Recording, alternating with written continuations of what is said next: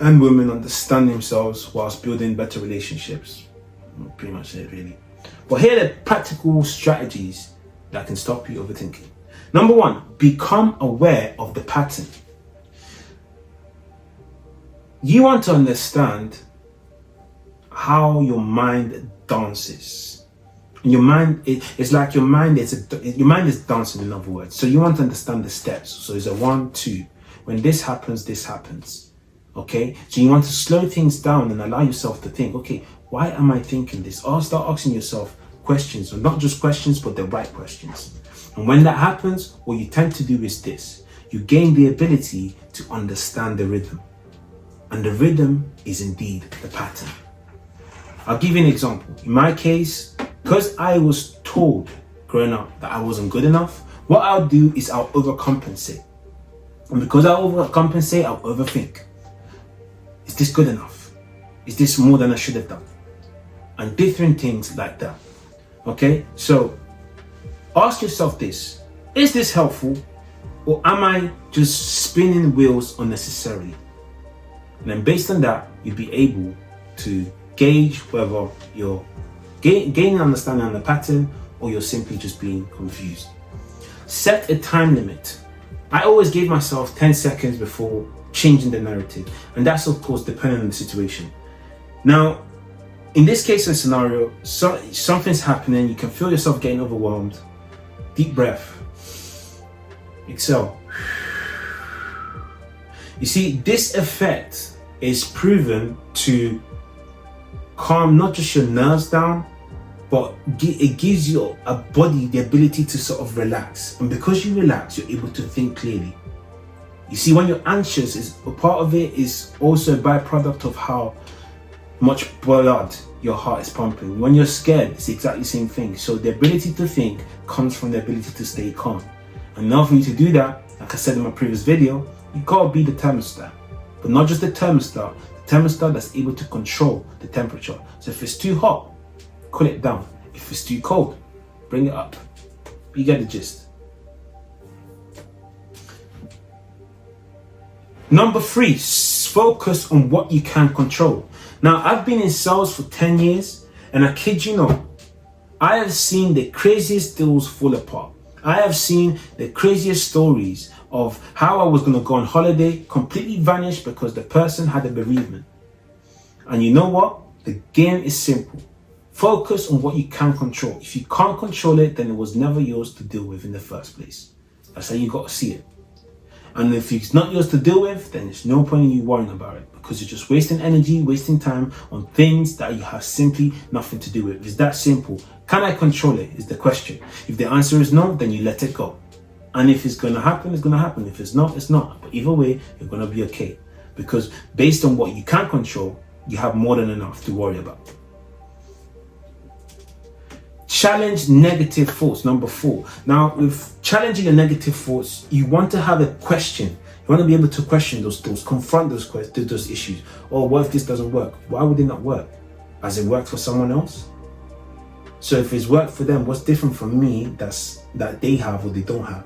Oh, but they've got this. Okay, is it impossible for me to have access to that thing? And as you ask yourself and you challenge those negative thoughts, you actually get to start looking at them and saying, they're not as bad as I thought.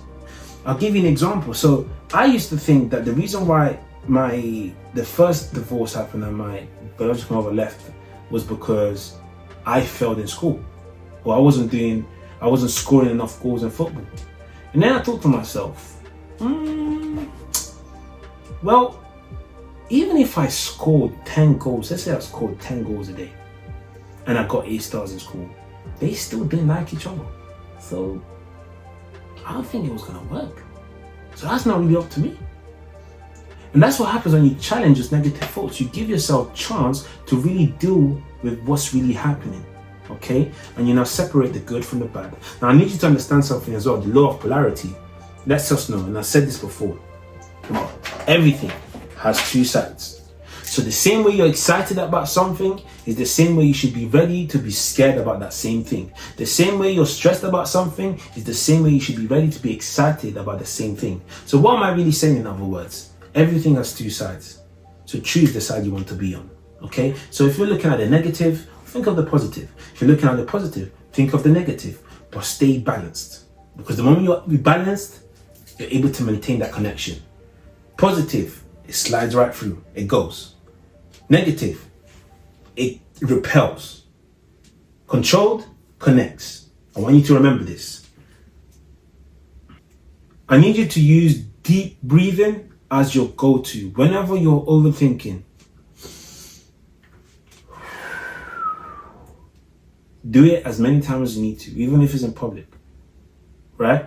What that does is it literally tells your mind, it's like a hard reset. It literally tells your mind it's time for you to relax. Like, I don't know why you're breathing so heavily. That's literally what the command does. So get comfortable in deep breathing, and I promise you, you're going to be much better at controlling your thoughts than you think you are. Limit information overload. Again, one of the reasons why I made the video like this is quite simple. I needed you to pretty much focus on what I was going to say. But most importantly, also understand that, respectfully,